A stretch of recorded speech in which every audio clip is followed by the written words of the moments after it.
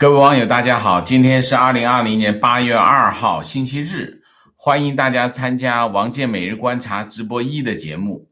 我们今天的题目是：中美之间会发生热战吗？这个题目呢，就我们时不常的在我们的互动环节当中有网友提出来，我都会用非常简单的表达我的意见。那么但是这个议题呢，其实一直在。然后最近也有很多媒体在议论这个事情。为什么？因为中美之间的这个冲突好像愈演愈烈啊。那么我今天呢，新闻也不太多啊，唯一的昨天到现在还有关注度的新闻就是 TikTok，TikTok 到底关不关啊，卖不卖啊？这个问题。虽然川普总统星期六的时候星期五的时候，他去佛罗里达的时候说他会在星期天出一个行政命令停掉这个 TikTok 就是抖音的国际版。但是昨天到今天下来好像没有下文所以我们星期五做的题目就是川普总统说要动抖音是真的吗？看来这个问题问对了所以其他的大新闻就不太多所以我今天就抽一个完整的时间，我们来讲讲这个议题目前有两种说法第一种说法就是必然发生论。什么叫必然发生论？就是中国在崛起的过程当中那么它的崛起嘛，一定会出现战略扩张这个是常识不要说中国和平崛起，怎么崛起，你不管用什么方式崛起，你都会战略扩张，因为你的利益越来越大那么中国的扩张的战略必然和美国的战略利益相抵触，双方最后会发生利益的摩擦最后发生冲突那么这就会导致什么？会导致最终必然会导致热战。这是一个基于丛林法则的一个判断，或者说它的这个判断并不是一个情绪化的判断，它是一个理性的判断，但是它是根据丛林法则来进行的一个推断这是第一个说法一个我们叫必然发生论第二个叫铤而走险论铤而走险论是基于目前中国的现状中国目前的现状是什么？我总结的就叫外焦里嫩，就是对外关系全面紧张，然后对内部的问题就愈演愈烈经济的情况、社会的情况等等社会各种矛盾日益尖锐那么在这种情况之下呢，就是为了解决当前的困境，铤而走险发生一场推动一场对外战争，要么就是这个找一个小一点的国家打一下，要么呢就找台湾就是武统台湾。总之呢，就是找一个相对弱小的对手打一下，然后呢凝聚内部的团结增加内部的凝聚力而且把这个权力收到，就是行使最大的独裁的权利这是一个防守性的判断，虽然它叫铤而走险但是其实是个防守性的判断，因为这是一个豁然性的这个评估，这个评估是一个豁然性，它不是必然发生就是说你不能够排除它的可能性。这个说法呢，更多的是你不能排除习近平铤而走险的可能性，基本上是朝着这个方向判断，就是说他有可能这么干，但有可能不这么干，可能这么干虽然可能性很小，但是不能排除所以我们说这是一个防守性的判断这是目前关于这个中美之间发生热战的，当然我说的是中美之间发生热战的两个基本的说法那么当然武统台湾美国要介入，那就中美之间就发生热战啊，它是一个这样的逻辑啊。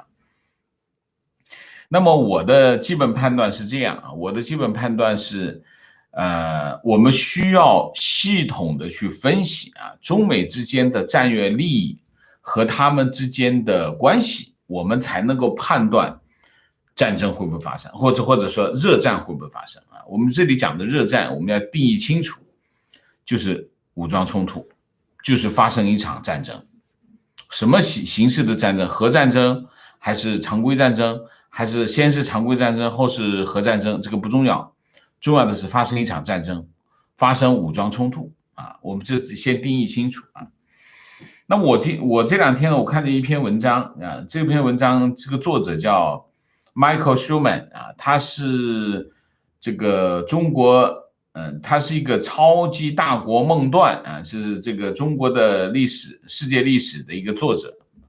他在大西洋啊这个杂志啊发表了一篇文章，什么文章呢？他说不要相信中国的炒作 ，Don't believe the China hype 啊。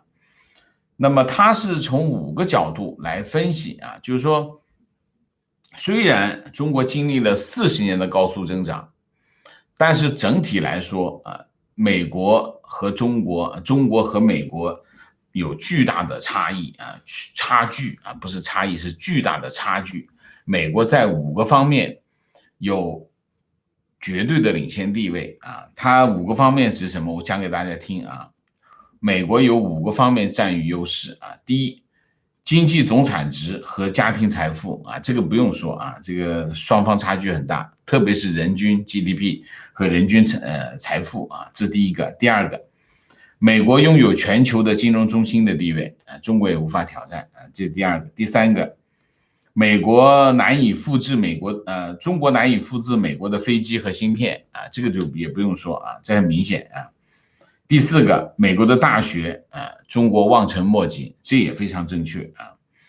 基本上这5个方面啊，还有一个就是经济啊，他认为中国干预经济拖累了中国的经济啊。那么这是西方的一种表达方式，大家可以通过这个来看到中美之间的巨大差距啊。那我呢，看到这篇文章以后，我就总结一下。我还是用中国人习惯的思维来分析中美之间的实力悬殊到底在哪里啊？就我经常讲中美之间实力悬殊，我在我们的节目当中，我经常讲这个话，中美之间实力悬殊啊。我们今天梳理一下吧，中美之间到底有多大的实力悬殊，到底在哪些领域？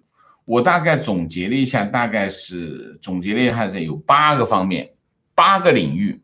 中美之间实力悬殊啊，我不讲，我只讲结论，我不讲凭据啊。为什么？因为如果我要讲凭据的话，那大概我们这个节目讲不完，这8点都讲不完，所以我不讲那么多，我只讲纲要啊，讲纲要，我不论证了啊，我只讲结论啊。第一，经济实力啊，经济实力差距非常大啊。那么核心的差距在哪里？核心的差距就是财富，财富基本上天差地别啊。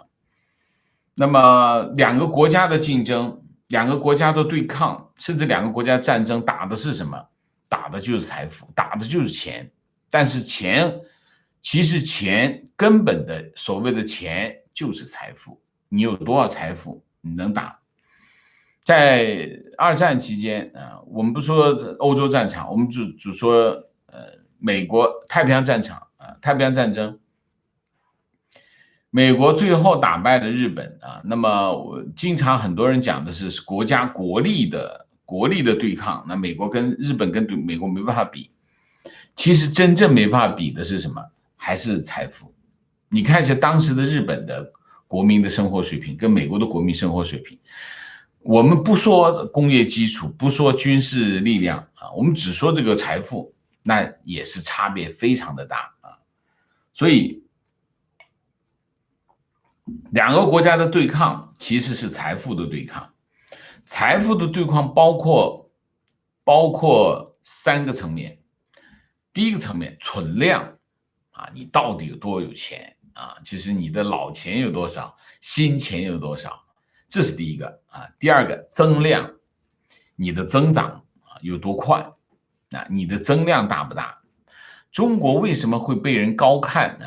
其中有个原因就是，过去20-30年中国经济的增量、财富的增量的速度让大家刮目相看，大家就觉得哇，中国有14亿人口，市场这么大，它的财富增长速度又这么快，大家会高看它一眼。这是第二个啊，增量，第一个是存量，第二个是增量，第三个获取财富的能力啊，就是你怎么挣钱。你挣钱能力强不强？那为什么会亚洲金融危机？亚洲金融危机也好，包括这个金融危机也好啊，其中有一个问题是什么？包括美国的金融危机也好啊，美国的金融危机其中有一个问题是什么？就是花钱的人他挣钱能力不强，就是当他的挣钱能力和花钱的水平不匹配的时候，它就会出现金融危机。你判断你去用这个角度去看，过去20年发生的所有的金融危机，都是跟这个有关系的，就是花钱花冒了。美国的金融危机其实也是，美国的低下阶层，他其实没那么有钱，但是他花钱，所谓的投资也属于花钱，花冒了，然后金融危机就发生啊。那么第一个经济实力。我们不讲那么多，我们只讲一个财富，就是中美之间财富悬殊非常的大，这是第一条。第二条，军事实力啊，军事实力差距就更大，比财富的实力差距还要大。原因是什么？美国当前美国的军事实力，我不是军迷啊，我不研究某一个坦克、某一个型号的导弹，我不研究这些，但是我们有个基本的判断。就是美国现在的军事实力可以同时打赢2场世界级的大战，它能确保同时打赢2场世界级的大战。为什么？因为它现在的军事实力比2战的时候还要强，就是我们讲的实力是相对的，所有的实力都是相对的啊。就是说，美国现在相对其他国家的实力，比它2战相对于其他国家的军事实力还要强，而2战美国独立打赢2场战争，虽然有苏联，但苏联是在美国支持下才扛下来的，所以现在美国确保打赢2场世界大战是没有任何问题的。所以在这个问题上，美国不仅有战争能力，这是第一个；第二，它而且有战争的支持系统。这是第二。第三，美国有足够多的盟友，所以中美之间的军事实力，那比这个我刚才讲的财富的差距啊还要大。这是第二条。第三条，科技实力啊，科技实力，中国过去20年，中国悄悄的从西方啊拿各种技术来建立自己的科技能力。所以中国现在是具备局部的科技能力，这个没有疑问啊。中国已经具备，特别是在某些产业化的领域啊，中国是有一定的科技实力的啊，这个没有疑问啊。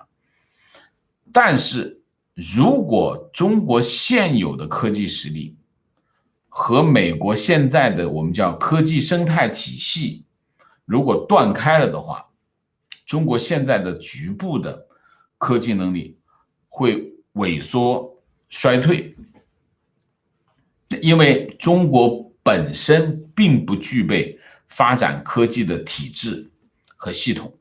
这里面涉及到2个东西，一个是教育，一个是科研。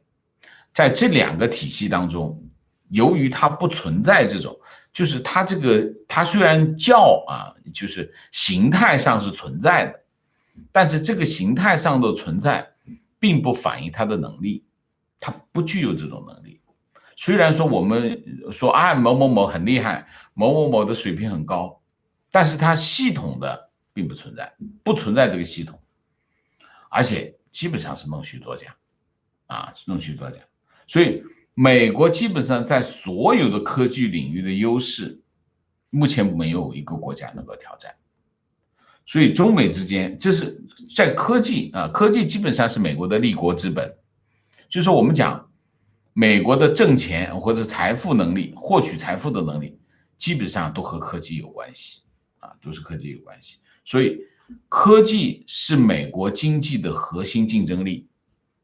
中美之间在这个两个领域没有可比性，没有可比性。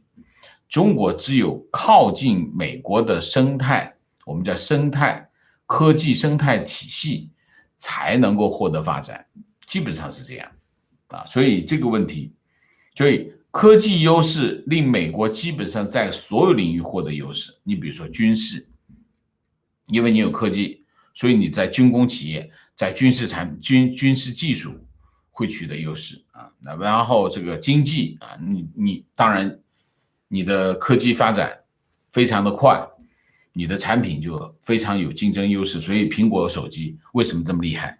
原因是科技的问题啊。经济、军事、财富、金融、投资，这是一整套的啊。这是第三、第四，基础科学和教育实力啊，这个我就不多说啊。美国的科技发展的基础就是基础科学和教育啊，没有这两个条件，美国的科技实力也不存在啊。那么中国在这个领域，中国的教育，大家知道，1976年中国才恢复高考，在整个中共建政到现在，他对整个的教育都是进行摧毁性的破坏，没有建设，只有破坏。所以中国不存在，到目前为止，虽然有无数的高校、高等学校，但是中国的高等学校不存在教育意义上的价值，它只是一个洗脑工具而已，洗脑平台。它有没有基本的有一些教学？有，但是这个教学和我们正常意义讲的教育不是同一个概念。教育是什么？教育是人的发展，是解决人的发展的问题，不仅仅是让他获得某一个技能。所以中国不存在教育意义上的价值，这些高校啊。所以在基础科学和教育实力方面，双方实力悬殊啊。这就为什么中国的学生一定要跑到国外去读书的原因啊。这是第四。第五，软实力啊。软实力我们讲的是什么呢？就是以普世价值观为前提的各种文化、娱乐、教育、地缘政治，大家的民间的风气等等，这叫软实力啊。中国在这个方面就不要提了啊。中国在软实力方面，虽然他花了好多钱搞孔子学院，搞那些中文学校，但是你看一眼你就知道中国的软实力是什么水平，就是中国的游客在全世界都不受欢迎。这就是中国的游客，就是非常能够反映软实力的东西啊。这是第五。第六，美元和金融中心啊。中国的人民币现在还在解决国际化的问题，还在解决自由兑换的问题。就人民币，如果用 SWIFT 的数据来看，人民币的结算在全世界只占1%啊，这已经很厉害了啊。那么它人民币现在还在解决国际化的问题，它还没有自由兑换，它就说不能够进行货币兑换的货币，在世界市场上是没有价值，因为你都没办法自由兑换啊。美元是国际贸易的结算货币，美国金融枢纽的地位难以撼动。然后华尔街是全球资本市场的引擎。那么这几条，那么在这个金融领域啊，中美之间的实力悬殊，那基本上是大家自己理解吧。就这个实力不是悬殊的问题，是0和1的问题啊。第七，自由市场的经济体制啊。美国市场经济发展到今天啊，行之有效，成熟稳定啊，那么而且不断的发展啊，然后不存在制度性的硬伤。美国会不会发生金融危机？会。美国会不会发生经济危机？也会。但是它没有制度性的硬伤，它的产权制度，它的整个市场经济的模式非常的成熟啊，非常成熟。所以基本上美国现在不再解决制度性的问题。那么中国到现在在制度上、经济制度上，北还没找到。我们不说政治制度，我们先说经济制度，北还没找着啊，北还没找着，就是我们所谓的转型，转到一半它也不转了，但是还属于试错的阶段啊。那么我们叫这个中国的经济制度完成度非常低。什么叫完成度？就千疮百孔，讲穿了就是千疮百孔。中国现有的经济制度千疮百孔啊，不稳定，经常反复，对经济本身的伤害非常大。目前中国经济遇到的困难，有一半来自于经济制度，有一半来自经济制度啊。所以如果我们不从政治的角度讲，仅仅从经济制度角度讲，双方差距巨大啊，双方差距是巨大的。这是第7。第8，国家特征、政治制度。美国是有个巨大国家特征的国家啊，美国的国家特征非常的巨大啊，国家的凝聚力、国家的认同无出其右，所以它成为全世界人民趋之若鹜的灯塔之国，这就是国家特征啊。就国家特征，它的国家理念是自由、民主、人权，它不仅成为国家的理念，也成为人民的信念，也成为这个国家的伟大实践啊。在美国建国的这么长的历史过程当中，虽然不长，但它就在实践这个理念。美国有没有问题？有非常多的社会问题，但是这一点都不妨碍它这个伟大的实践啊。这是第一个。第二个，中国现在还在干什么？中国现在还在解决人权的问题。中国没有解决人权问题，中国政府没有解决。我说中国现在的问题还是人的基本权利的问题，比如说收缴人民的护照啊，比如说阻止中国的农民获得其他的城市人口的权利啊等等。中国还没有解决这些基本的人权问题，基本人权问题还没解决。它这个中国所谓的国家理念还只是存在在自欺欺人的文本当中啊，所以他连自己都不相信啊。所以一个是民主政治的体制，一个是独裁的专制体制，这两个之间存在巨大的差异，存在巨大的落差。这个落差是什么？就是政权的合法性的落差，就是你一个政权有没有合法性。那么中国现在没有解决这个问题，就中国到现在都没办法解释它的政权的合法性，所以这里面就有巨大的落差。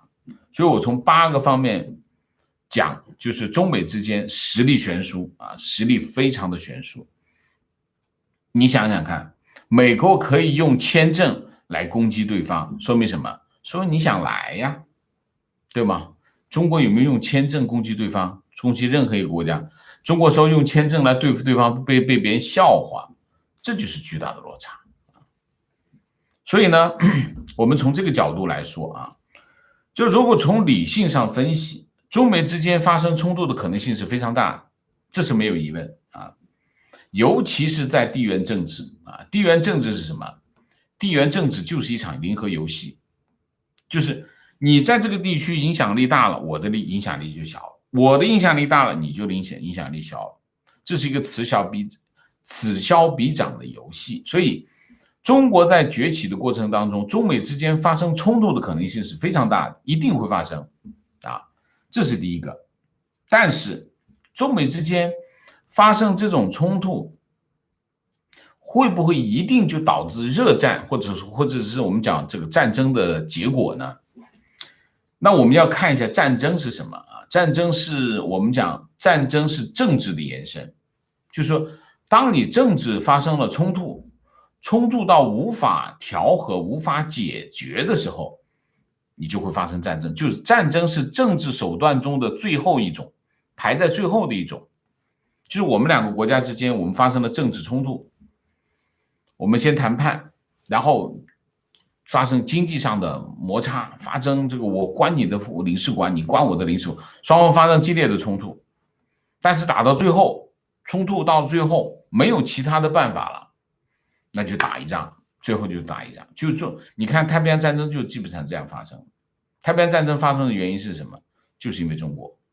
美国就因为中国，因为日本侵略中国，美国去制裁日本，最后日本发现他没有其他的选项，他只能够，因为当时美国是世界上第2大石油出口国，第1大煤炭出口国，还有钢铁，所以美国一制裁日本，日本基本上就瘫痪。为什么？它石油靠美国。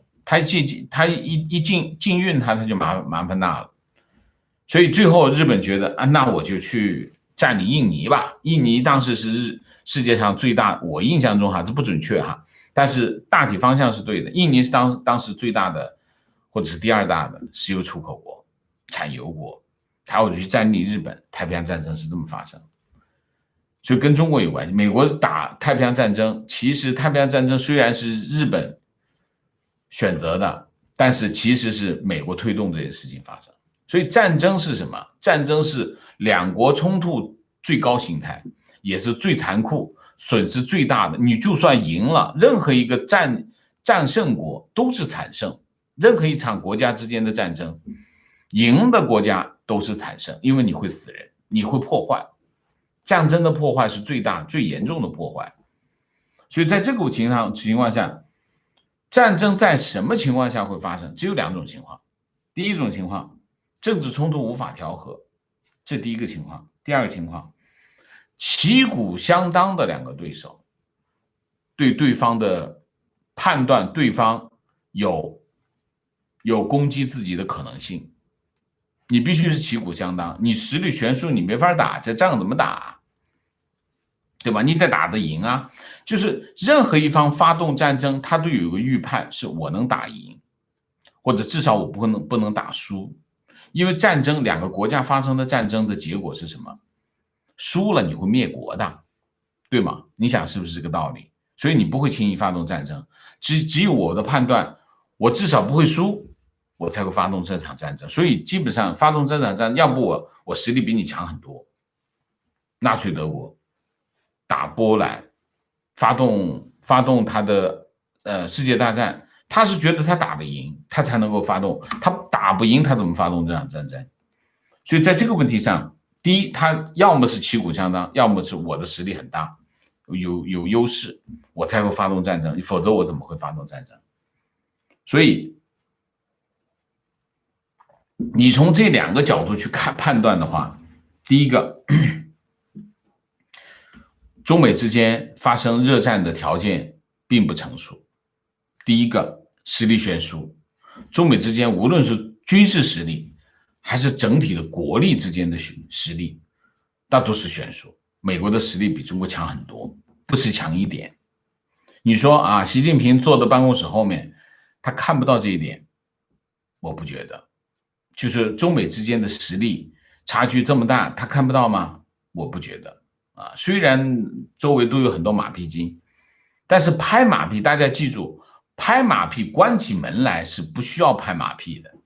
拍马屁是拍给别人看的，必须在公众场合拍给其他人看。拍给其他人看的目的是什么？目的是让大家顺从。你看他这么拍的这么恶心，你看这么高的地位都在拍他，你应该怎么样？你应该跪下吧。是这个意思，大家要理解。拍马屁，关起门来拍什么马屁？关起门不会拍马屁。领导关起门来，你知道，在我面前不需要拍马屁。为什么？领导是需要知道真情况的。所以在这个问题上，实力悬殊这件事情，习近平是应该很清楚的。这是第一条。第二条，中美之间的政治冲突还没有，我现在没有看到双方已经没办法后退，不存在这种可能性，不存在悬崖效应。什么叫悬崖效应？就是我退一步就掉下去了，那我只能往前走，往前就是战争，那就打吧。目前没有这样的情况，这是第二个。第三个，中美之间的缓冲地带非常多。你看哈，我们就说南海问题，在南海问题上，美国派军舰去，中国就不出来吗？这不就缓冲了吗？你说中国的军舰非得在南海出现，然后进行一场对峙吗？没有发生过这样的事情，对吗？所以战争的形式是政治冲突的最高级别，它很多时候最核心的取决于什么？军事实力，你得打得赢才行。那么在这个领域，双方中美之间有没有对话的空间？没有对话的空间嘛？你怎么对话嘛？你说怎么对话嘛？你说这个美国派里根号、尼米兹号和这个叫什么？叫这个山东号和辽宁号进行对话吗？一个冒着烟在水上漂，你怎么对话？一个是核子动力，你这两个怎么弄呢？这没有对话，他们两者之间没有对话空间。所以从这个角度来说，从理性的角度来看，美国和中国之间发生热战的可能性非常小，非常小。因为你说美国要发起一场这样的战争吗？我不觉得。美国并没，你去看一下美国现在的舆论环境，说中国威胁中国是美国的敌人，甚至是中国是美国的威胁，这个没有错。甚至有人认为中国是美国的敌人，但是他只占多少？25%。大部分的美国人，50%以上的美国人认为中国对美国产生了威胁，但是他并不是美国的敌人。认为中国是美国的敌人只占25%。那你想一下，你看看美国的舆论，也没有人认为美国需要发动一场对华战争，在美国没有这样的条件。那么在中国，一个这个双方实力悬殊这么大，他为什么发动一场这样的战争？所以双方没有这个战争的意愿，战争意愿并不强啊，这是第一个，就是从理性的角度来分析。所以我认为，从理性的角度，中美之间发生热战的可能性很小，这是第一条。第二条，关于铤而走险的理论啊，铤而走险理论其实这个说法挺盛行，就特别是现在非常的盛行。但是这个理论有两个巨大的问题啊，就是这两个理论有两个巨大的就是误判。第一个误判，因为这个理论其实我刚才讲了，就是说铤而走险的理论其实是一个防守性的策略，就是说你不能排除这种可能性。它中间的唯一的合理性是什么？唯一的合理性就是我要用这个来转移矛盾。但是这有两个缺陷啊。第一个缺陷就是对习近平的这个心态的误判，就是大家要理解习近平的心态是很困难的，因为没有人就做这个节目的人，做这个分析工作的人，都不是坐在那个金字塔的顶上的人，所以你要理解他的心态是有点困难。就是你要想象自己是坐在金字塔顶，坐在金字塔顶意味着什么？你有天下之力。首先你要知道你是有天下之力，全中国的资源你随便用，它是一个这样的位置。你不能用一个光棍的心态去想习近平坐在金字塔顶上，他坐在金字塔顶上，他是有天下，他富有天下之力，这是第一条。他富有天下之力，他会赌身家吗？你见过李嘉诚去赌身家，跑到赌场里面去，我塞浪，他可这么干吗？他不会这么干。为什么？他不需要啊。你赌身家，那些光棍赌身家的原因是什么？他要改变现在的生存状态，我去赌一把，我把所有东西压上去跟你赌一把，赌到了，我变成富翁，我变成有钱人，我改变我的命运，改变我的生存状态。你富有天下的人，你不需要去改变你的生存状态。你现在生存状态没有人能够，无人能及啊，你为什么要去赌身家呢？这是一个非常重要的心态上的问题。所以你一个光棍，你无法想象一个富有天下人的心态。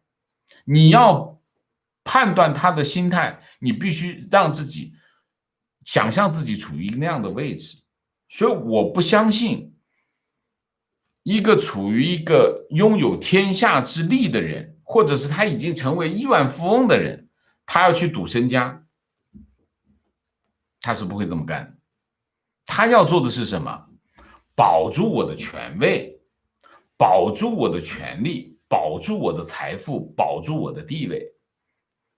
这是他唯一想的事情，除了这以外，他啥都不想。所以赌身家，我说赌一把，铤而走险，他不需要铤而走险，他会非常的保守，但是他又会非常的积极。保守在哪里？大局上非常的保守。但是呢，在小处我可以很积极，为什么？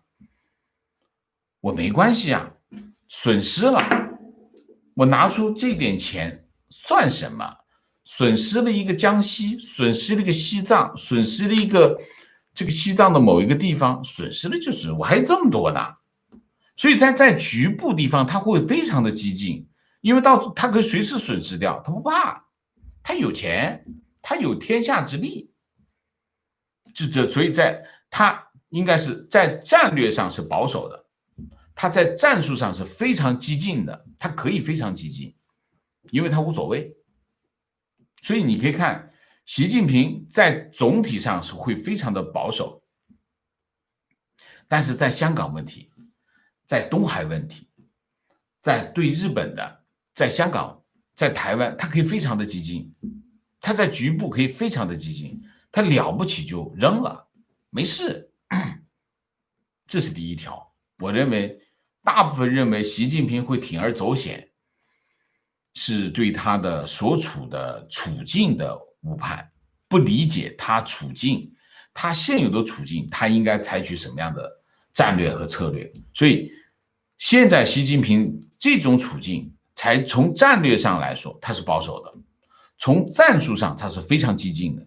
所以一带一路会往前跑，钓鱼岛、钓鱼台会往前跑，台湾会往前跑，对西方的渗透他非常的积极。为什么？不行我就砍掉嘛，没关系，我有天下之力。这是第一条。第二条，中共党内的体制。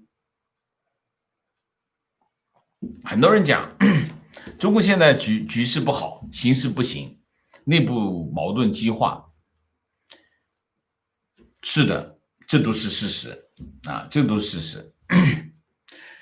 但是他用转移矛盾的转移视线的方式来解决问题。第一个视线是什么？视线就是媒体啊，就是你看到的什么，不是你看到上街买菜的时候看到的东西，不是的，那不是视线啊，那只是你的观感。你的视线是通过媒体来实现，媒体想让你看什么，你就看到了什么；媒体不让你看的，你也看不到，因为你去不了啊。媒体掌握在谁手里？媒体掌握在中共手里。中共的视线就是全中国人民的视线，所以不存在转移视线的问题，不需要转移视线。中共根本就控制大家的视线，所以不存在转移视线的需要。这是第一条。只要他说好就好，他说坏就坏，这是中共的思维，这也是中国的政治现实。这是第一条。第二条，习近平会不会遇到党内的挑战？会的。但是我跟大家讲，中共没有一个总书记，或者中共没有一个领导人因为工作失误而下台的，没有。中共的领导人只有在一个情况下会下台，叫什么？权争失败下台。没有一个中共的领导人是因为工作失败下台，没有。包括赵子阳跟这个胡耀邦，都不是因为工作失误，是政治路线，他后面的人认为他政治路线有问题，就让他下台。所以在这个问题上，大家不要以为现在的经济形势很差，所以或者是国内的问题矛盾激烈，所以就会受到党内的挑战，所以他就会下台，他需要跟党内的同志做交代，他不需要。为什么？没有这样的机制，没有这样的条件。所以在这个问题上，大家不要觉得习近平觉得很内疚，哎呀，我这个工作没做好啊，这个我怎么跟党内同志交代？他没有这样的问题。为什么？党内同志全是他的马仔，不是他马仔他都看不见，都已经消失了。基本上是一个这样的情况，包括李克强也是他的马仔，只不过李克强可能也是别人的马仔，他大概是一个这样的形式。所以在这个问题上，大家不要觉得中共的党内政治会让他因为现在的失误而需要负责任，所以他需要发动一场战争来取得党内的认可。不是的，中共在党内的文化不是这样的文化。中共在党内更多取决于什么？取决于他的人脉，取决于他的获得的支持，取决于他控制的能力。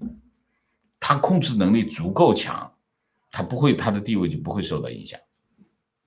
所以在这个问题上，大家就是说他会铤而走险的，是一个误判。这是第二条。第三条，我经常讲的一个问题是什么？就是他可以很傻，他也可以很蠢，他也可以很猛盛，但是有一条，任何一个做到那个权力上的顶尖的人都知道，他们都很清楚一条，他们的最根本利益是什么？对于中共也好，对于习近平也好，他们都非常清楚，他们的根本利益是什么？他们的根本利益就是权力。他们的根本利益就是权力。中共从来中共的危机从来不是来自外部的，中共的危机从来是来自内部。而且中共遇到的危机，我讲的49年建政以后从来都是遇到的危机，从来不是来自于国内的人民，是来自于党内。所以其实大家要看清楚这个形势，中共的逻辑是什么？一切为了保政权，只要他能够把人民镇住、压住，然后我能保证我自己的位置，所有的问题全解决了，他就没有危机。当我的地位遇到了挑战，当我跟其他人进行这个政治斗争、权力斗争的时候，我打败了，我就下台。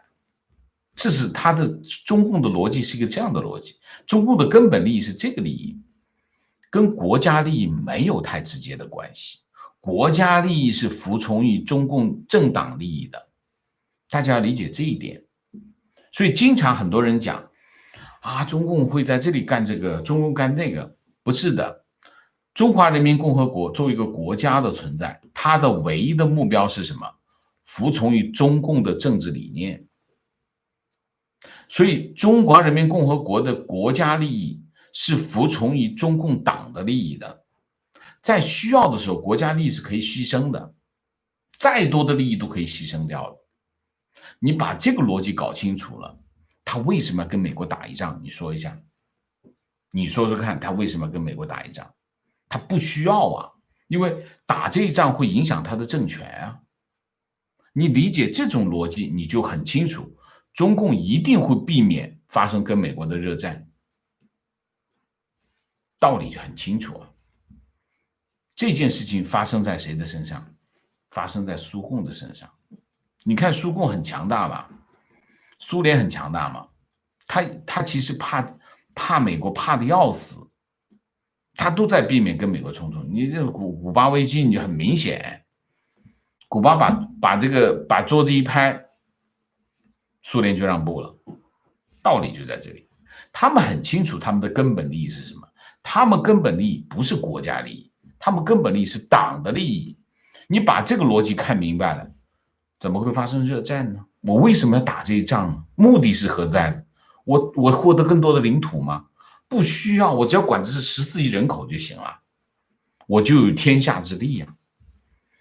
所以从这两个角度来说，我认为中美之间发生热战的可能性不排除，逻辑上是不能排除的，但是它的可能性非常小，就是从逻辑上不排除可能性，但是我现在看不到它发生这种可能，这种任何发生热战的迹象，除非中国发生了巨大的变化，这个变化是体制上政权上的变化，那是另外一件事，但是在现在的条件下不存在，好吧？我讲完了，什么？这是直播还是录播 ？OK， 这是直播啊。好，我们今天的主题就讲这么多，总结一下，基于2个根本的理由，第一个理由就是中共的政治逻辑，就是中共的权利是中共的根本利益，也是目前我们看到的中共会坚守的底线。所谓的底线就是这个，这是第一条。第二条，中美之间实力悬殊，基于这2个政治现实和现实，我认为中美之间发生热战的可能性微乎其微。好吧，我们今天的主题就讲这么多，下面我们就进入互动啊。进入互动，之前例行公事，请大家点赞，请新来的网友订阅，请大家加入我们的会员，支持我们做更好的节目，做更好的自己。那我们在进入互动之后，请大家不要聊天，点赞多一点可以吗？就请这里点赞好吗 ？OK， 那么进入互动之后呢，请大家不要聊天，3个情况、问题、观点 ，OK 好吗？好，我们现在进入互动。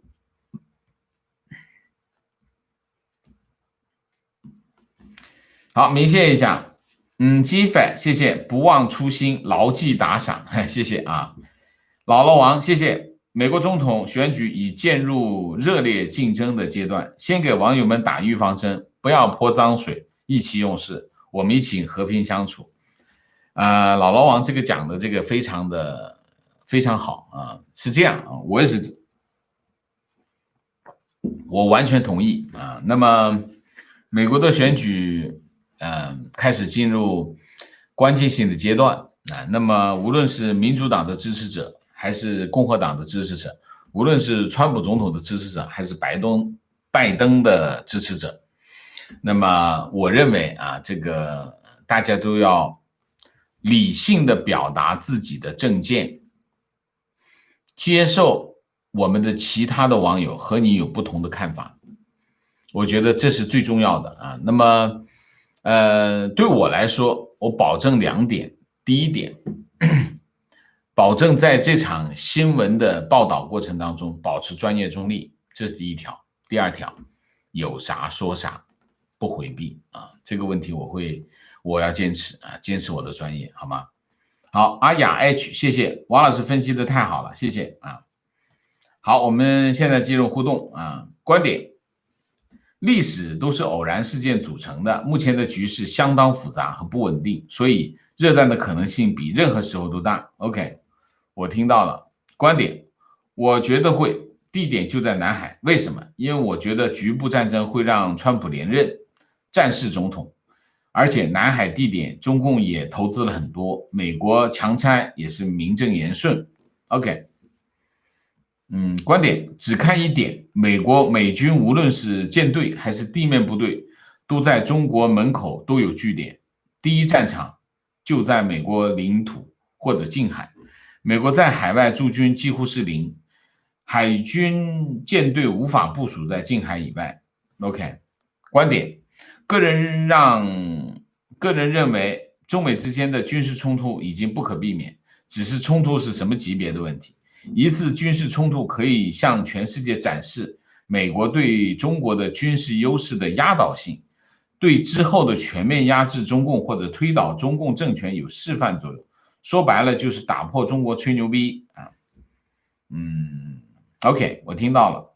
观点，我认为习内心倾向于冒险收复台湾，但现实上不可能，因为他无法承担战争失利的后果，也没有可以信任的将军将领。观点，我认为中美之间脱钩就已经够了，根本就用不到热战模式。OK， 观点，富兰克林·罗斯福无疑是美国近代史上最优秀、最杰出的总统，没有之一。美国现在急需一位罗斯福式的总统。未来4年，美国无论谁当选总统，如果一直保持目前对中国的这种态度，那世界秩序和规则真的会被中国为中心定制了。试想一下，如果土匪长时间欺压老百姓，那些代表公义道德的人不管的话，那老百姓也会变成土匪，或者站在土匪阵营里面依附他们，以求得庇护或者不被伤害。美国一定不能只说不做，打嘴炮。观点，哇，今天观点好多啊。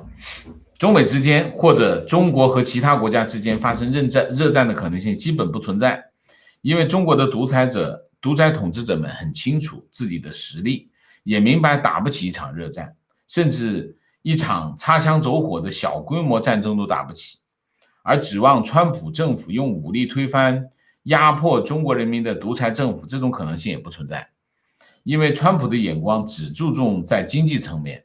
美国国会两党主流观点还是对中国接触的政策。OK， 观点也需要从中国的敌对方看战争的可能性。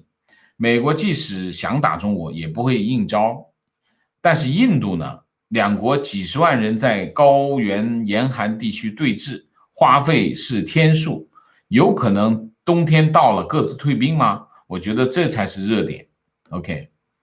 观点，中美即使发生热战 ，CCP 也不敢使用核弹，因为即使热战输掉失去政权 ，CCP 高官也不一定会被清算，也会有退路。但如果核战了，他们自身难保。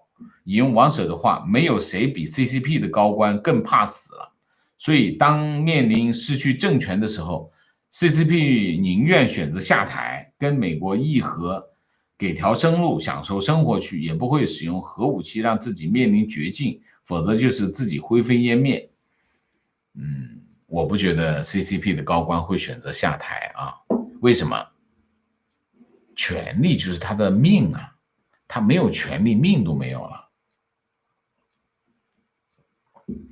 观点，现在是美国要不要打，不是中国要不要打。川普的最大心理障碍是人员伤亡。如果过千，国内会反战。美国民意虽然反中，但是不是愿意承担几百上千的伤亡，川普还拿不准。观点，当党内的矛盾实在无法解决的时候，基于大乱处大治的历史轨迹 ，CCP 毫不犹豫地选择战争。党内矛盾实在无法解决，什么叫党内矛盾无法解决？你能具体的说一下吗？大乱出大治，那是毛泽东说的反话。大乱怎么会大治呢？大乱就是大乱，大治就是大治。大治是什么？什么叫大治？在中国的历史当中，大乱是什么？大乱是局面失控，叫大乱。大乱也好，大治也好，都是从一个统治者的角度去判断他的权力的有效性。大乱是什么？大乱就是我的权力失效了。这个局面混乱不堪，我控制不了，并不是混乱不堪。其实任何时候中国都是混乱不堪的。那么大治是什么？大治是我的权力很大，我控制的所有的局面，我就叫大治。所以大乱不会到大治，大乱就是大乱，大治就是大治。所以毛泽东说我们从大乱会跑到大治去，那是胡扯，那是非常胡扯。所以你不要被中共洗脑。那么中共党内的矛盾无法解决是什么意思？中国的党内的矛盾一直是可以解决，为什么？解决不了肉体消灭，直接关起来，不行就再枪毙掉，就是这样。中共的党内的矛盾都是这么解决的，所以这个问题我不同意你啊，你这个前面有网友有讲话有逻辑，但是我觉得这个没有依据啊，没有前提跟因果结果之间有逻辑关系啊。观点中美之间发生热战的可能性不大，但是相互恶心对方呢会持续下去。相互恶心对方，我们需要说吗？啊，问题，美国会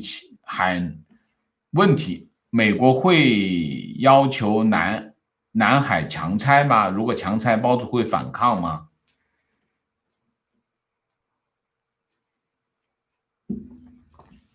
这个强拆这个事呢，有很多自媒体在说这个事啊。老实讲呢，我就不大愿意说这个事儿。为什么？这很不专业啊！你想一下，如果美国跑到南海去，强拆一个中国填过海的岛礁，意味着什么？那不就是战争吗？你觉得意味着什么？上面有驻军的，你去强拆它，别人修好了一个军用机场，你把那军用机场炸掉，那不是战争是什么？我们在讨论这个问题，你说美军跑到南海去强拆，那就是美军直接攻击，跟攻击解放军没有区别，你说是不是这个道理？所以我觉得，现在很多自媒体就是有点把这个大国之间的这种关系看得像什么？像小孩过家家，而且不是一个两个，有很普遍这种倾向，就是用戏剧化的方式来阐述国家和国家的政治关系，这不严肃，这真的小孩过家家，你这个做的不对，我就给你拆了。国家跟国家之间关系不是这样的，所以大家要小心一点。就是我国家跟国家的关系，你想一个政策那么容易就出来吗？不可能的事情。特别是美国跟中国这么大的国家，那个能轻易这么干吗？不可能的事情嘛，好不好？我们要学会做一些基本常识的判断。你真的去南海强拆就是战争，没有别的。你觉得美国有这样的战争的准备吗？有这样的条件吗？美国人民是愿意美国人有想法跟中国开启一场战争吗？大家想一下就知道了，是不是？好不好？观点，王老师的理性分析非常讲理，但以我们的观察，但是以我们的观察，习近平的想法异于常人，很难以正常的逻辑判断。王老师常说，中共历来的选择总是最坏的那个，那还有比拖中国进入一场战争更糟糕的，所以你就是你不要把前面那个抹掉，好不好？你不要这样讲啊！王老师讲非常讲理，然后但是你不用但是，你就直接去讲你的看法，好不好？行不行？我们再直接一点。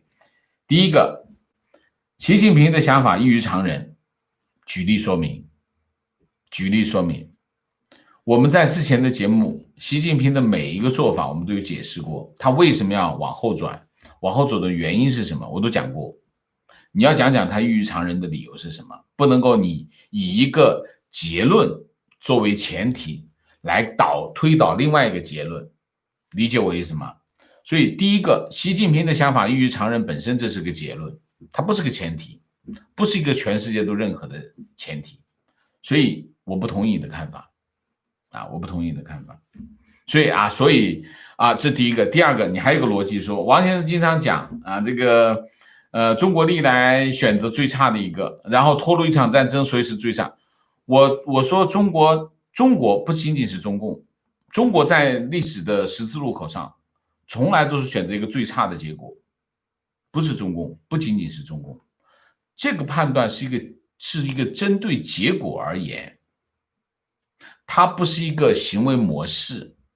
他们说中共从来都是选一个最差的，所以他就选择这是最差的，这逻辑上不成立，对吗？你说呢？好不好？我们不要去这样讨论问题，这样讨论问题是没有任何结果的。我们要找到一个找到一个真正的问题的核心，然后寻找这个核心演化的结果，而不仅仅是嘴皮子上去获得一个优势啊，就是说我们叫话赶话啊。观点：中国对美国根本没有核投送能力啊，陆基导弹被萨德看得死死的，二期陆基巡航导弹数量少得可怜，发射即被发现，达不到美国的拦截饱和能力，海基核武被封锁在第一岛链，投射不到美国本土。观点：真打起来，中国是有可能对国内轰炸、造假嫁祸，不过不会对内使用核武。我们能不能不说这个小孩子过家家的故事好吗？观点：中美之战技术层面有代差，美国军演的开支很惊人，而中方的军演的费用大部分落到当官的腰包里。观点：有一种战争叫非对称战争，就算经济军事实力不如美国，但是疯起来美国会率先扛不住，因为土共可以无底线，美国不行。比如生化战争，土共死多少人都无所谓，美国死几百人就会乱。这就是中共的思维，中共洗脑，对中国人民洗脑就洗成这样。你知道美国在参加二战死了多少人吗？你知道美国打朝鲜战争死多少人，打越战死多少人吗？美国人为了他们的理念，他们也会牺牲生命的，千万不要这么讲啊！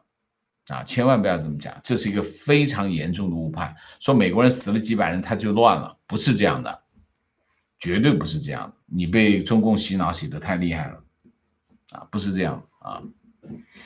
观点：不会热战，中国没能力，美国没动力。美国目的是孤立中国，支持日本和台湾，还有强制其他国家站队。等到这个世纪结束，民主的台湾收复绝望的大陆人民，耐心点，经历历史吧。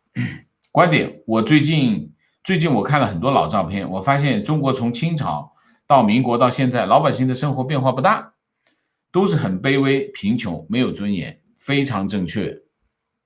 卑微、贫穷、没有尊严。情况：周末去理发师和我聊天，大骂共产党和政府，又遇一清醒之人，让我倍感欣慰。结果付账时问了我一句：“你觉得我们还是能收回台湾的吗？”我想这就是强国人的精神分裂吧，非常正确。情况：印度时报援引知情人消息说，一家苹果公司的供应商正在考虑将6条生产线从中国转移到印度。该设施的建立在1年左右的时间内创造55000个工作岗位。三星电子和苹果的装配合作伙伴是22家公司的承诺之一。这些公司已经承诺投资15亿美元在印度建立手机制造部门。印度电子和信息技术部长周六表示，富士康科技集团、伟创资通和和硕集团均为 iPhone 组装商，是根据生产相关激励计划选择生产智能手机的公司之一。产业链正在转移啊。情况：共青团中央印发关于深入开展乡村振兴青春建功行动的意见，力争组织不少于1万名学生党团员下乡，兼职基层干部，力争组织超过1000万人次大中专生以志愿形式下乡参与农村建设，要把农村青年留在农村，把城市青年吸引到农村。教育部等7个部门发布关于引导和鼓励高校毕业生到城乡社区就业创业的通知。所以王老师他们真的要新的上山下乡了吗？他们在做这个事情，但是这件事情不会发生。为什么？谈中央嘛，敲锣打鼓，但是事情不会发生，我不觉得会发生，我也不觉得现在有条件会发生所以他也是兼职嘛，你看这个文章也是知道兼职志愿者啊，所以团中央的事情都是敲锣打鼓，不必太当真啊。提问王老师问个题外话，关于孝顺和自由的问题，国内很多家庭的孩子因为父母干预的原因，导致工作和婚姻可能并不是自己理想的生活，想请教一下王老师的看法，谢谢王老师。这个问题呢，这个问题就遇到很多人间悲剧啊。这个人间悲剧的原因是什么？这个人间悲剧的原因就是中国人的价值观。中国人的价值观其中有一个非常重要的流传到现在，中国人一直传统，这就是中国传统之一啊。中国传统的看法是什么？自己的孩子是自己生命的延续，就是我的孩子是我的生命的延续。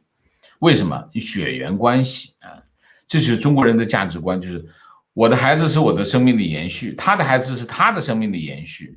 人的生命延续传承是这么来的，所以呢，我的孩子要继承我的志愿，继承我的想法，或者继承我的意志，所以呢，我就会去干预孩子的未来，我要干预他们未来的选择，我有权，首先我有权干预，第二我有责任干预，第三我应该去干预。所以中国的父母就是要牢牢地控制自己的孩子，这是出于传统的价值观，但有的时候也是出于私心，你就不要跑远了，以后你还得养我呢，你得管我，我养育了你，你对你有恩，你得报恩，它是一个这样的关系。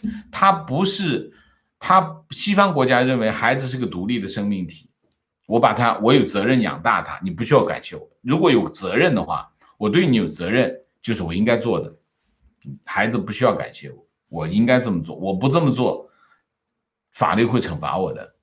所以这是一个社会契约啊，西方国家是一个这样的讲，所以孩子未来怎么样发展，那是他的权利，那是他的人生，我可以提供意见，但是我不能干预。但是中国人正好反过来，中国人是孩子是我的生命的延续，所以我要干预他，我有权干预他，我应该干预他，我有责任干预他。所以这个两者之间就有很大的差异。在这个前提之下，我讲得很快哈，因为时间超过了。在这个前提下，你就看到很多的父母对孩子的人生，包括职业、包括婚姻、包括情感、包括生活方式，有诸多干预之处，但是他们在他小的时候并没有给他很足够的家庭教育，理解吗？中国的家长把事情做反了，在孩子小的时候没有给他足够的家庭教育，这是一头。另外一头，当孩子长大的时候，又非常积极的去干预他的人生，就把这个事情反过来做了一遍，所以无数的人间悲剧就这么发生了。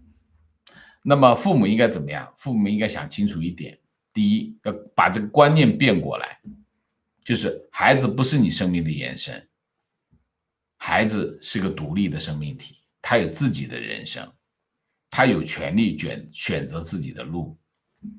你应该在他小的时候，在他幼年时候，给他提供足够的家庭教育，给他足够的这个教养，足够的价值观、三观，要给他正确的三观。等他长大了以后，他自己就能够选择正确的道路，你就不应该去干涉他。你可以提供意见给他，你也要关心他，要提供支持。你应该做的是这个，而不是控制他，这是另外一个层面的问题啊。所以这是父母应该做的改变。对于儿女来说，一定要明白两个道理。第一个道理，你的父母永远会在你人生的半途离开，这是第一条。第二条，你的父母没办法，不能够决定你的人生选择，就是这两条。只要把这两条搞明白了，那你就知道怎么样和父母相处。和父母相处是什么？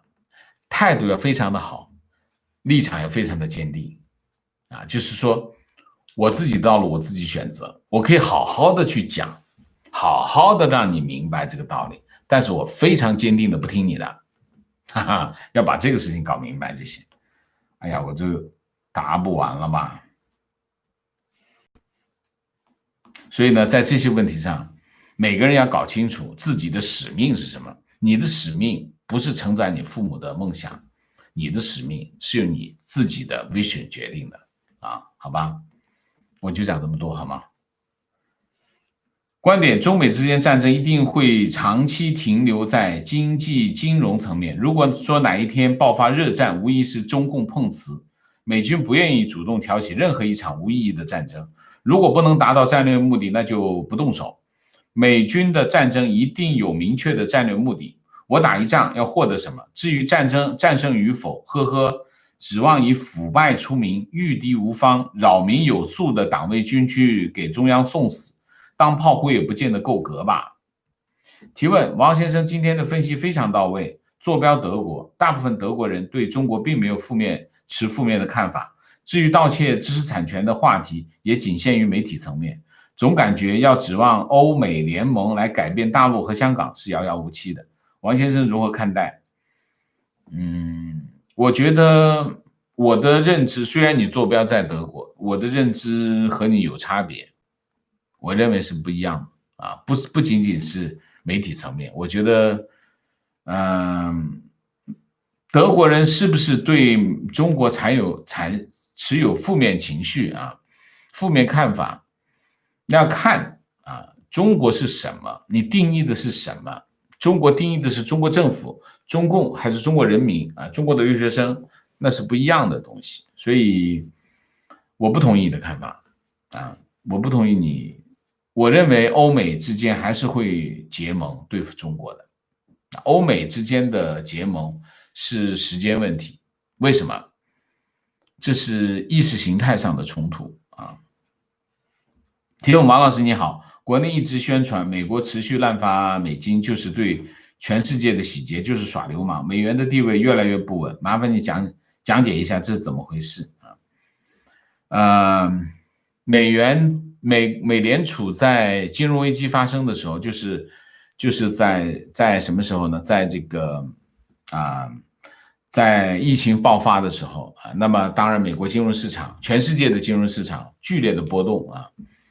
那么美联储呢，就根据市场的情况，就是无限量的供应美元，支持金融市场。为什么？当金融危机发生的时候，全世界都去抢美元。当全世界的金融市场都在抢美元的时候，就出现了什么？就出现了美元的供应不足。供应不足导致股市啊，或者是其他的金融市场持续下跌，因为钱不够。因为大家都会把钱装到口袋里，所以在这个背景之下，美联储呢就无限供应美元，是解决金融市场的需要啊。这跟滥发美金是没有关系的啊，它只是因应市场的需求。没有一个中央银行会把自己的货币当做水一样泼出去，任何一个中央银行都不会啊。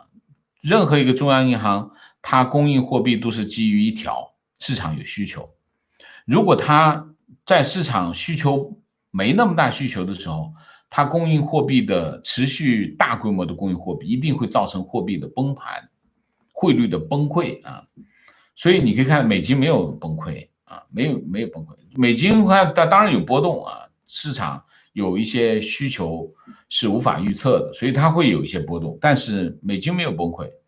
所以这种讲法是完全罔顾市场真实情况啊，美元地位有没有越来越不稳？那你看一下中国为什么这么缺美元，你就知道美元地位是不是越来越不稳，是吧？啊，观点：王老师对中国家庭观念认识很深刻，就是这样。小时候不关心，把爱和溺爱分不清楚，到自己老了就想控制子女的一切。观点：中国的父母是要回报的啊，他们觉得养育是一种投资，养儿防老就是这个逻辑，非常正确。这是为什么？就是政府，中国的传统其实都是中国有个非常重要的传统，就是功利，就是中国的很多的价值观，都是基于什么？基于功利的需要。你比如说孝，孝这个字呢，首先是基于政府的功利。孝是中国的各个朝代都在推动的一件事情，就是要孝啊！你老百姓你要孝啊，你要孝，以孝治天下啊，就孝，中国传统的一部分。孝是目的是什么？就为什么中国历代王朝都推崇一个孝字？孝就是养老，孝就是养老。其实讲到底，对于政府来说，他就有一个就是没有包袱，就是你们各个自己把自己的老人养好，我就不用管了。中国的传统其实并不是这样，就是中国最早的时候，井田制时代是什么？井田制是其中有个公田，公田是拿来养老的，公田的收入是拿来养老、办教育、办这鳏寡孤独的养老问题的。所以养老并不是最早的时候，中国人并不是要推崇这个孝字，后来发现井田制一崩溃，那养老该怎么办？这鳏寡孤独怎么办？政府应该养啊，因为你收税了呀。但政府就这个时候就讲什么呢？讲你们要孝顺父母，要养他们老。那一推动这个孝这件事情，老百姓一听这个好啊，这个还能养我老，政府跟老百姓一合谋，把儿子给管住了。所以其实中国的很多价值观背后是什么？背后就是实用主义。好吧，我们今天的已经超过很多，我读不完了，大家去社区看吧，好不好？鸣谢一下 Crystal Bell， 谢谢，请王舍和美西喝咖啡，谢谢。猫孙，谢谢。Kim Nam Yong， 谢谢王先生辛苦了，谢谢。南丰源 Hiroko， 谢谢。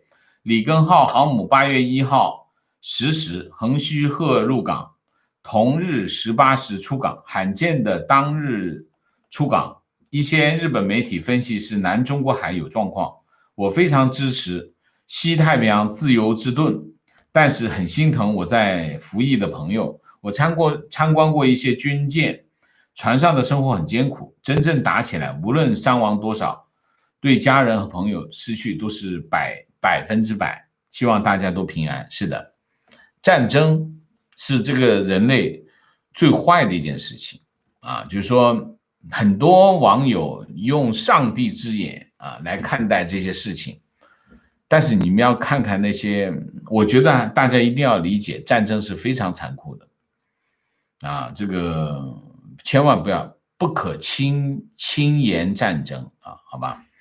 好，我们今天的节目就到这里，感谢大家参与，我们下个节目再见。再见之前，例行公事，请大家点赞啊，请新来的网友订阅，请大家加入我的会员，支持我们做更好的节目，做更好的自己。谢谢大家，周末愉快，谢谢。